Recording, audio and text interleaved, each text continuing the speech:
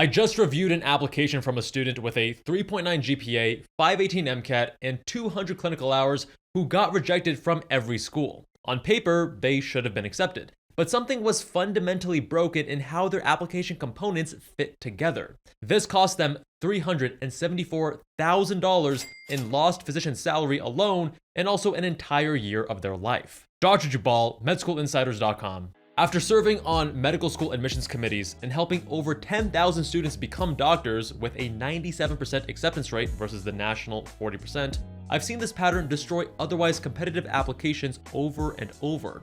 These students are missing one crucial element that ties everything together, and without it, even perfect stats, they can't save you. Today, I'm breaking down the exact framework that makes AdComs see coherence instead of contradiction, plus the specific ways students accidentally destroy their own applications. The primary application has 5 key components that every medical school evaluates. Each one on its own won't get you in. But when they all tell the same coherent story about who you are and why you're meant to be a doctor, that's when acceptances happen. Let's break down each one. Even your strongest relationships can produce letters that destroy your application. Students chase prestigious letter writer names or ask them at the last minute, but then end up with bland recommendation letters. But there's a newer problem that nobody's talking about. Even your strongest relationships can produce letters that hurt your application. Professors are busy. Many have a dozen letters to write on top of their own research, teaching, and clinical responsibilities. Why spend hours crafting the perfect letter when ChatGPT can produce a polished one in 3 minutes? A professor who thinks highly of you can still tank your application simply by trying to be efficient. You'll never see it either. Letters go directly to AdComs through the application service. Students are asked to waive their right to read their letter, and although you can't technically refuse, it's not a good look. It tells AdComs that you don't trust what the person said about you and have something to hide. Students don't have access to what was written about them. So what does an AI-generated letter look like? It probably goes something like this. Sarah is a dedicated and hardworking student who demonstrated strong analytical skills and worked well with the team. Her attention to detail and commitment to excellence were evident throughout her time in the lab, and I recommend her without reservation. The professor meant every word. They just didn't have the raw material to write anything specific. Compare that to what the letter could have said. When Sarah's Western blot protocol failed for the 3rd week, most students would have moved on. Sarah spent her weekends troubleshooting. By month 4, she had identified a pH issue in our buffer preparation and created a new protocol now used by the entire lab. In 8 years of supervising undergrads, she is in the top 5% for initiative. The professor is the same. The outcome isn't, and the only difference is what you gave them to work with. That is entirely within your control. You can't control whether they use AI, but you can control their inputs. The shift is making the authentic version easier than the generic one. Instead of just asking for a strong letter, provide a letter support packet that includes a timeline of your work together, 3 to 4 concrete stories you'd value them mentioning, and your application narrative so they can reinforce it rather than contradict it. What you're really doing is feeding them raw materials that AI can't generate on its own. When you ask, give them both the reason and the material. Admissions committees are clear that the letters that move the needle include specific examples, not general praise. I kept notes on a few moments from our time together that really stuck with me. I'd love for you to use them if any feel right. Now, they're not doing you a favor by including your examples. They're doing their job better. Start this 6 months before you need letters. Professors get flooded with requests during application season. The students who ask early with everything already prepared are the ones who get the most specific and effective letters. Your letters reinforce your story. Your grades prove it. Most students think their GPA is just a number that meets cutoffs. 2 students, both with a 3.7, applied to the same schools. One got into Harvard, one got rejected everywhere. Student A was a biology major with an upward trend from 3.2 to 3.9 with challenging upper division coursework including biochemistry, molecular biology, and organic chemistry. Student B was a communications major with a downward trend from 3.9 to 3.4, mostly in breadth requirements and electives. Same number, but the GPA tells a completely different story. AdComs don't just see a GPA, they see patterns, and those patterns tell them things your number alone never could. Trajectory matters as much as the number itself. A student who started a 3.2 and finished at 3.9 shows something a student who peaked early and declined does not. Course rigor matters too. AdComs know the difference between a 3.7 built on rigorous science coursework and one built on electives. And if your science GPA is significantly lower lower than your overall GPA, that's a specific red flag for med school readiness, since the curriculum demands sustained performance in exactly those subjects. If your GPA is lower than you'd like, the honest reality is that once you're deep into your college career, there isn't much you can do to move the needle significantly. All of your previous grades are locked in. What you can do is make up ground in other areas of your application. If there were real challenges behind a difficult semester, your personal statement can speak to growth, resilience, and how those experiences shaped you without making a low GPA the centerpiece of your story.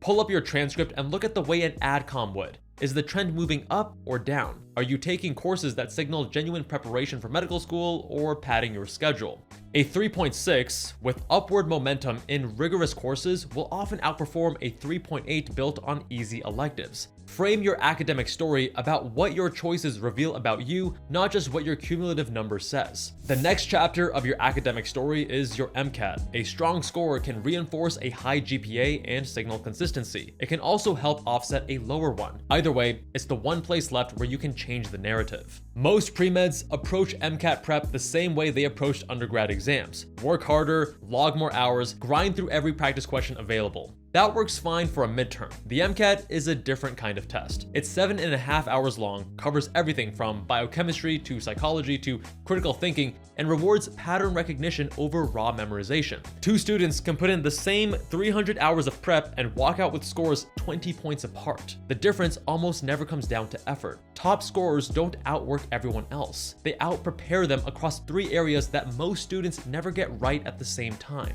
The first is content knowledge. Not all MCAT prep materials are created equal, and the wrong ones will have you spending hundreds of hours on low-yield material that barely shows up on test day. The second is study strategies. Active recall and spaced repetition consistently outperform passive review, yet most students still reread notes and highlight textbooks. If you're not being tested on what you know during the studying itself, you're not actually preparing. The third is test-taking tactics. The MCAT regularly prevents familiar concepts in unfamiliar ways. Knowing how to eliminate wrong answers, reason through ambiguous questions, and manage time under pressure can significantly improve your score without adding a single new fact to your memory. One of the things many pre-meds focus on is overdoing content review in the first half of their studying. They don't leverage practice questions and practice tests until the second half of their dedicated studying, which is a mistake that slows them down and costs them several points. Your MCAT score should tell the same story as your GPA. A high GPA paired with a strong MCAT signals a consistent, prepared applicant. A mismatch in either direction raises questions AdComs will want answered. Identify your weakest pillar and address it directly. Are you using resources built by people who actually scored in the top percentile? Are you intentionally honing your test-taking tactics or just accumulating content? And knowing the techniques isn't enough if you're not using them properly. I covered this in a video on the Med School Insider's Blueprint channel where I revealed the key missteps students make with even the most effective study strategies. Timing matters too. If you're not taking a gap year, the summer after sophomore year gives you focused prep time even though you may not have completed all your prerequisites yet. If you are taking a gap year, the summer after junior year is ideal. The material is freshest and you can give prep your full attention. Most students think about the MCAT in terms of clearing a cutoff. That's the wrong frame. The real question is which doors you want open at the end of this process, because a higher MCAT score doesn't just get you in, it gets you options. Better schools, more resources, more opportunities, and scholarships that can change the financial picture of your entire career. I had my entire medical school tuition and most of my living expenses covered by a merit-based scholarship and my pick of multiple top 10 medical schools. My 99.9th percentile MCAT score wasn't the only reason, but it was a major part of what kept those doors open. The med school chance predictor linked in the description lets you see which schools you're the best fit for based on your current stats and location, so you can build a strategic school list. It will also help you understand exactly what you should aim for to have a chance at your top choice schools. Use it for free at medschoolinsiders.com/schools. Students with lower MCATs than average get in all the time. But with so many variables at play, give yourself the best possible odds and preserve as much optionality as you can. Strong stats get you considered. Your activities are what make AdComs want to meet you. Most applicants don't realize how badly they're getting this part wrong. In the age of AI, your soft application components are harder to differentiate than ever before. Every activity description now sounds professionally polished. AdComs read the same optimized language hundreds of times per cycle. They see the polish, they don't see the person. The work and activity section isn't about sounding impressive, it's about showing how you think and what you learned. But before we get into how to fix that, there's one extracurricular that matters more than all the others combined right now, and most pre-meds are either ignoring it or approaching it completely wrong. Research is the only activity that follows you beyond medical school. Every publication, abstract, and presentation you earn as an undergrad belongs on your residency application too. Nothing else you do in college carries forward like that. And in the age of AI, when soft components are harder to differentiate because everyone has access to the same polishing tools, hard metrics matter more than ever. Research output is one of the few things that can't be generated or optimized. You either have publications or you don't. Since USMLE Step 1 went pass-fail in 2022, average research numbers for matched residency applicants have climbed sharply. Dermatology matched applicants averaged 27.7 research items. Plastic surgery averaged 34.7. Neurosurgery is nearly 38. Even less competitive specialties like internal medicine and psychiatry now see matched applicants with 7 to 9 items on average. Those numbers are extremely difficult to reach during medical school alone. The curriculum doesn't leave much room, and even med students struggle to make meaningful progress with research. Most pre-meds treat research as a box to check, and that's not surprising when the advice every pre-med gets is the same. Find a lab, show up consistently, and the output will follow. I followed that exact advice for 3.5 years in undergrad and walked away with 2 items. 1 fourth author abstract and 1 third author publication. Not great. It wasn't until late medical school when I realized I wanted to match into a hyper-competitive specialty that I built a completely different system. That system generated 24 publications in a single year and nearly 36 presentations and abstracts. If you want access to the exact system that transformed me from 1 third author publication in 3.5 years to dozens of publications in a single year, most of which were first author, check the link in the description. Adcoms don't count research hours the way they count clinical or volunteer hours. A pre-med with 1,000 hours in a lab and nothing to show for it has a weaker application than one with 300 hours and 2 publications. Output is an honest signal of perseverance, intellectual curiosity, and alignment with academic medicine. Hours aren't. It also differentiates you in a saturated applicant pool in a way that hours never will. The earlier you start, the more time you have to build that output. Clinical research tends to produce more items faster than bench work, but you need to be careful not to resort to low-quality research with primarily case reports and other items at the bottom of the pyramid of evidence. You want a high volume of medium to high quality research, not an overabundance of low quality research. Choosing the optimal lab and PI is much more important than pre-meds give weight to, and no, not all labs and PIs are created equal. Don't simply look up the research directory at your institution and try to land a position in a lab researching your area of interest. It's simply not an optimal approach. Practically, when filling out the work and activity section of your application, this is what you need to know so your entries don't sound like everyone else using AI to draft them. For each entry, use roughly 500 of your 700 characters to describe your role and what you did, and use the rest to show what it taught you about yourself or medicine. For your 3 most meaningful experiences, you get an additional 1,325 characters. Don't use that space to describe your responsibilities in more detail. Show how your thinking evolved. What did you believe at the start? What specific moments shifted your perspective? What do you understand now that you didn't before? If ChatGPT could have written your description without knowing you personally, rewrite it. Not sure how your application stacks up overall? The application readiness quiz takes less than 2 minutes and shows you exactly which components need the most work before you submit. Link in the description. Today, ChatGPT can write a compelling personal statement in seconds. Every pre-med you're up against now has access to the writing quality that used to separate top applicants from average ones. The floor just rose. What used to impress adcoms is now baseline. Adcoms are reading hundreds of beautifully written personal statements that all sound eerily similar, with the same polished transitions, elevated vocabulary, and safe metaphors. So how do you stand out when everyone can sound perfect? When everyone can sound perfect, perfect isn't enough. What separates you now is what AI can't generate, hyper-specific details from your experiences. Not, I learned the importance of empathy, but a real moment you lived through. Maybe it was 2 a.m. in the emergency department watching a family struggle to understand a diagnosis. Maybe it was a research failure that taught you more than any success. Maybe it was a conversation with a patient that completely changed how you think about medicine. AI can polish your grammar and tighten your structure. It can't create moments you actually experienced. Think of your personal statement as your superhero origin story. What specific moment made medicine inevitable for you? Identify 2 or 3 pivotal experiences, not achievements, but actual moments in time that crystallized your path to medicine. These are the scenes that belong in your origin story. Write them with sensory details, what you saw, heard, and felt physically. Then test them. Could someone else's name fit in this essay, and would it still work? If yes, you need to get more specific. By the way, we have free resources that dig deeper into every application component linked in the description. Draw explicit connections between your moments and your activity section. If your personal statement says you value patient dignity, your clinical activity better show a specific moment you protected it. AI is powerful for brainstorming, organizing thoughts, and polishing grammar, but don't let it dilute who you are. Avoid AI fabrication because anything in your application is fair game for interview questions. That concludes the primary application, but you're far from done. There are 2 more critical steps that come next, and making a misstep on either one will result in an automatic rejection.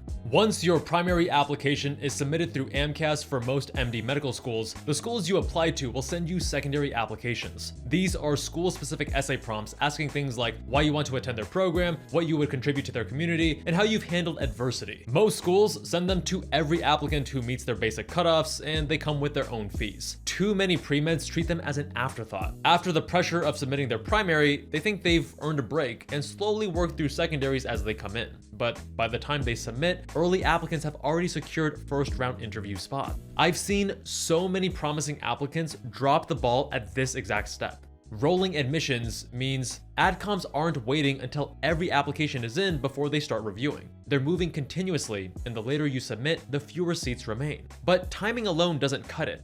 AI means every essay looks polished, so that doesn't separate you anymore. Adcoms can't always prove an essay was AI generated, but they can feel when something is too smooth, too generic, and could have been written by anyone applying to that school. The applicants who stand out aren't the ones with the most polished essays. They're the ones whose essays could only have been written about that specific school by that specific applicant. There's a simple test for this. If you can swap out the school name and submit the same essay somewhere else, it's not specific enough. Not, I'm drawn to your community health initiatives and interdisciplinary curriculum, but a reference to a specific faculty member's research you read, a program you investigated, or a conversation from a campus visit that actually shifted how you think about something. That level of detail is what AI cannot generate, and it's what adcoms remember. Secondaries come in fast, and time is of the essence, so it pays to prepare in advance. Use the secondary essay database linked in the description to see prompts from previous years. Start drafting common prompts in June after you submit your primary, so when secondaries arrive, you're polishing and not starting from scratch. Turn each school's secondaries around within 1 to 2 weeks of receiving them.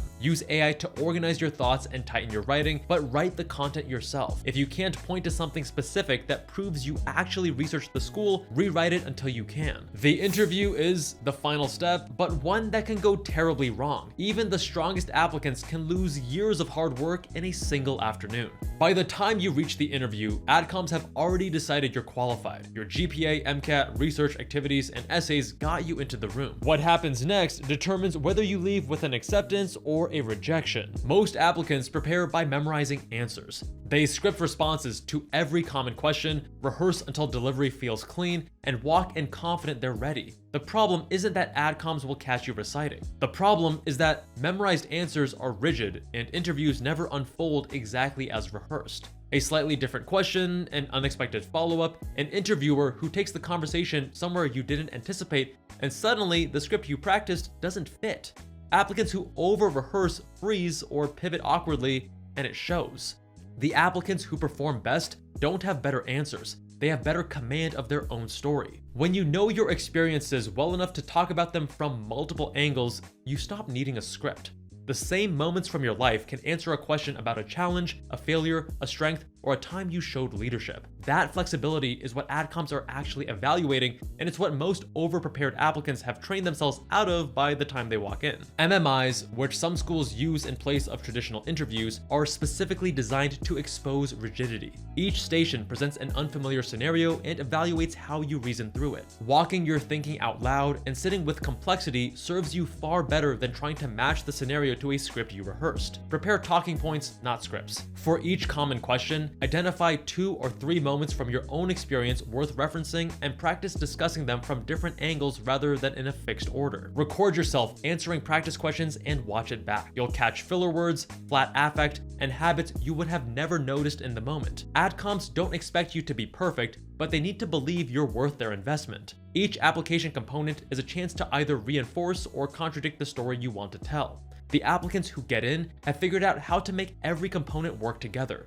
Nothing is filler, nothing undercuts the story they're telling, and by the time they hit submit, there are no loose ends left to cost them. Most pre-meds don't find out where their application fell short until after the rejection comes in. The application readiness quiz shows you now while you still have time to fix it. Take it right up here.